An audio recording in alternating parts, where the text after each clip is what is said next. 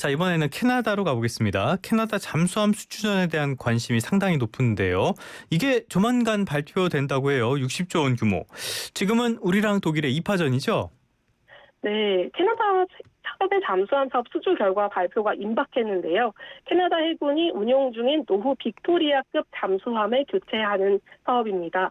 최대 12척의 디젤 잠수함을 도입하고 건조비뿐만 아니라 30년간 유지, 보수, 운영 비용까지 포함하면 전체 규모가 최대 60조 원으로 추산됩니다. 경쟁 구도는 한국과 독일인데요. 한국은 하나오션을 중심으로 HD 현대중공업 등이 힘을 보태는 팀 코리아 구도고요. 독일은 티센크루프 마린 시스템즈, TKMS가 나섰습니다. 캐나다 정부가 분화의 발주 가능성은 낮다고 밝혀왔기 때문에 한국과 독일 중 한쪽이 우선 협상 대상자로 선정될 가능성이 큽니다. 강은식 대통령 비서실장은 수주 가능성을 두고 50대 50 정도 상황이라고 했습니다. 독일은 나토 동맹국이라는 점과 전통적인 잠수함 기술을 앞세워서 자신감을 보이고 있습니다. 잠수함 자체가 독일에서 처음 시작이 됐으니까요. 그런데 오늘 지금 하나오션이 10% 넘게 장 초반에 오르고 있거든요. 이거는 우리 시장에서 하나오션의 수주 가능성을 조금 더 높게 보는 그런 측면이 아닌가 싶은데 우리 잠수함의 강점 어디에 있는 겁니까? 네, 한국의 강점은 이미 운용 중인 실물이 있다는 점과 납기가 빠르다는 점, 산업협력 패키지가 탄탄하다는 점입니다. 한국이 제안한 장보고 3 계열 잠수함은 이미 우리 해군에서 운용 중인 플랫폼입니다. 반면 독일 쪽은 기술력은 워낙 강하지만 캐나다 조건에 맞춘 새 모델은 아직 실제 건조 사례가 없다는 평가가 있습니다. 납기도 한국의 강점인데요.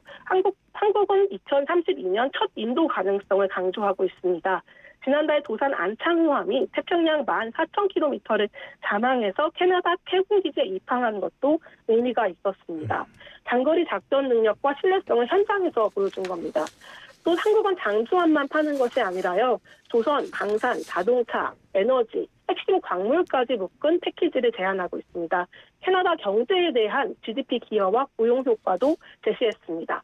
캐나다가 중시하는 현지 산업 기여, 즉 ITB 측면에서 점수를 얻으려는 전략입니다. 최근에는 글로벌 국방은행 DSRB 참여 가능성도 변수로 거론됩니다. DSRB는 캐나다가 주도하는 장기, 저리, 국방 금융 구상인데요. 한국도 여기에 참여할 수 있다는 얘기가 나오고 있는데 캐나다 입장에서는 한국을 단순한 무기 판매국이 아니라 안보 금융과 방산 공급망을 같이 가져가는 파트너로 볼 수 있습니다. 알겠습니다. 이런 상황 속에서 독일 내부에 악재도 있었다, 해킹 시도가 있었다 이런 소식도 전해지고 있는데요. 어찌됐건 어떤 결과가 나올지는 지켜봐야 되겠습니다. 자, 이번 수주 전쟁 요것이 K방산 외교의 시험대가 되지 않을까 이런 평가도 나오는데 어떤 의미를 부여해 볼 수 있을까요? 네, 이재명 대통령이 이번 주에 첫 나토 정상회의에 참석을 하는데요. 취임 후의 첫 나토 무대입니다. 7일부터 8일까지 튀르키예 앙카라에서 열리는 나토 정상회의에 참석하고 이후 몽골을 국빈 방문합니다. 한국은 나토 회원국은 아니지만 인도태평양 파트너국입니다. 우크라이나 전쟁 이후에 유럽 안보와 아시아 안보가 더 강하게 연결됐고 나토 회원국들의 국방비도 빠르게 늘고 있습니다. 한국 입장에서는 세계 최대 방산 시장인 나토권을 상대로 방산 공급 능력을 직접 설명할 수 있는 자리입니다. 특히 이번 회의에서는 방산 문제가 핵심 의제로 다뤄질 전망인데요. 이재명 대통령은 나토 방위산업포럼에서 기조연설을 하고 한국 방산의 생산 능력과 납기, 장기 정비 능력을 강조할 것으로 보입니다. 위성락 청와대 국가안보실장은 세계 최대 규모의 나토 방산 시장 진출과 견고한 방산 공급망 구축을 위한 본격적인 발판을 이번에 마련하겠다 이렇게 말하기도 했는데요. 최근에 나토 사무총장도 한국의 방산 기반을 공개적으로 높게 평가한 적이 있습니다. 캐나다 잠수함 수주전은 이 방산 외교의 첫 시험대가 될 것 같은데요. 캐나다는 나토 회원국이고 북극권 안보를 중시합니다. 그래서 이번 수주가 성사되면 의미가 굉장히 큽니다.